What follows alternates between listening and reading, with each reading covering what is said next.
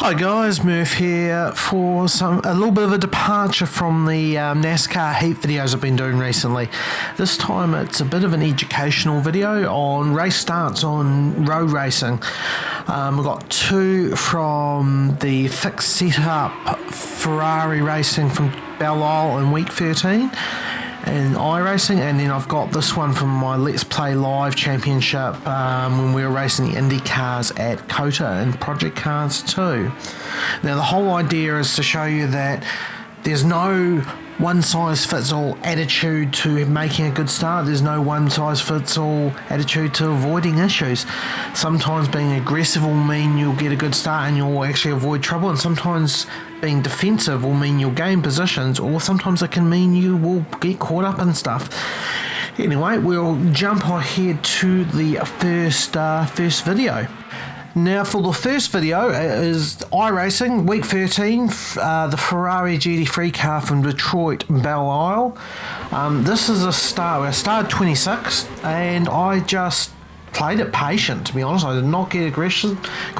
There wasn't much option, to be honest, but you'll see there'll be almost like a parting of the seas in the end. So I could be aggressive, try and squeeze in there. There's nothing to gain. I'm not going to gain a position by being aggressive there. Get the run down the straight, try and get the run, but again, where am I going to go? The 3 wide, so I might as well just hang back.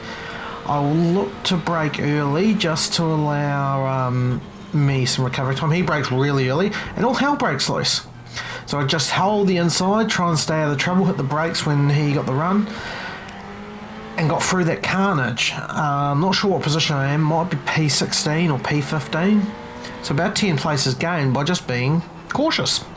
Now I am trying to be a bit more aggressive now. I'll try and get the run on this guy going into the straight, but I get a bit of understeer and I don't quite get the run. So instead of trying to make something happen, I'm too far back, no point trying to dive. I will just keep an eye on what these two are up to. They're going side by side. Keep an eye on, try and get an advantage. Hopefully you'll leave the door open. Nah, couldn't get the run down the short straight, and I was probably not going to gain even by doing that.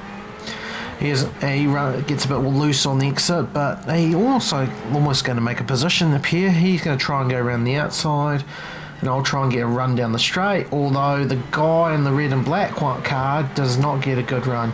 Now watch the mirrors for the guy doing a dive bomb. Bang. I thought, oh, I'm not going to give him the position that easy. And that is one lap where I didn't actually overtake anyone. They just pass crash cars. And that's where obviously you don't always have to be ultra aggressive to gain positions. So 26 up to 15th, 11 spots without actually taking a risk. So for the next one is the same event, same car, same track, but except for this time I just go for the gaps. I go where there aren't cars. Now see the car on the left does not get a good start. I'll wait to see him disappear in the mirror and I will pull to the outside, and that so opens the inside line, packs up, and I gain some spots up to 6th place from 10th. Now I get a good run on Fabian here, get right onto his tail, and then again I just go to where he's not, go to the outside. I actually brake early because there's not much to gain at this corner by trying to stick it around the outside, but he outbrakes himself and runs into the other car that's outbraked himself in the wall for 6 spots without really having to take a risk. Again, nothing but patience there gets me a good result. Now for the final one is we're moving to Project Cars 2, Let's Play Live Championship. This was the Indy car at COTA. Now the Indy car is push to pass. This is an ultra aggressive start. I drop the clutch, get a good run on these guys. As soon as I get to second gear, I put the push to pass to try and get as many positions as I can. Now try and send it around the outside. Started 12th, I will be up to 6th by the corner exit. Oh, just get a bit loose there, but push to pass allows me to power past the other guy. None of them I don't think used it. So this is where I had a game plan going in, was to go to that outside, push the pass as soon as the wheel spin stops, and it paid off. So sometimes it's worth just seeing where you are and coming up with a quick game plan as to what you're going to do and what you're going to try. Bear in mind, it won't always work out. Cars will go to different spots.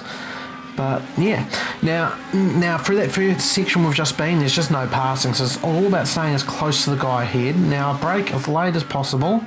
He gets a runs a wee bit wide, and I get the run on him, push the pass again to get past him, and job done.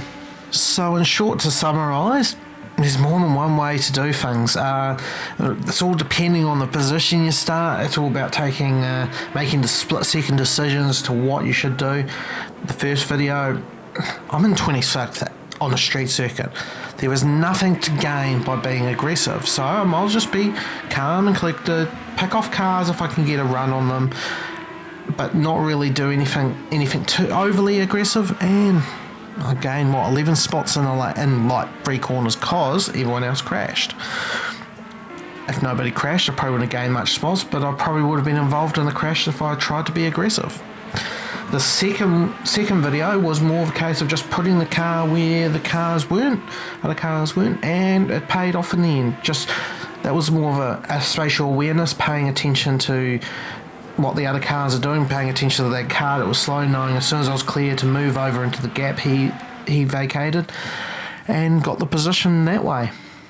And the final one was knowing I had a bad qualifying, knowing I was faster than most of the cars ahead of me, and just going into it for game plan. I knew I'd be starting on the outside, so I figured first thing I'd do would be obviously get a good launch, and then as soon as the wheel spin stopped, I'd push the pass to get that extra boost of power, and then I'd go to the outside and try and hopefully go around the outside, especially if those guys get bored trying to take the apex. I might be able to gain a position or two, and then it's just about being patient all through the twisty section until the first overtaking opportunity, then get aggressive again.